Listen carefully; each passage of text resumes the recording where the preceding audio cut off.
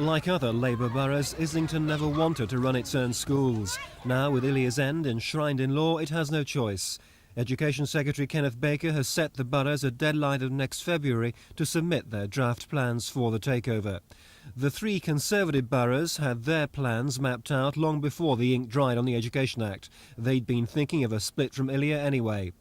Of the others, 5 are still in the process of consulting parents, teachers and others. And Islington joins 3 other boroughs who produced or are about to produce a consultative draft plan. To launch theirs, Council leader Margaret Hodge was flanked by Shadow Education Secretary Jack Straw and Chris Webb, the man they've appointed as their first Chief Education Officer.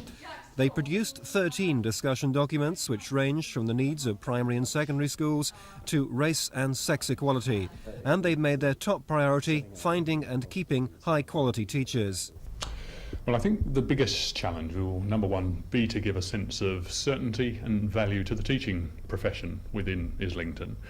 And to make clear, in a sense, I think has to be a partnership between mums and dads and teachers if anything is going to work at any level within the organisations. 6 months ago, Islington were predicting chaos if Ilia went. Today, their approach sounded very different. Praise for what the authority had achieved, but attacks too for its less desirable practices. Too much bureaucracy, too many delays in appointing heads and teachers. So is Margaret Hodge now an enthusiastic convert of Ilia abolition and keen to show that they can do things better?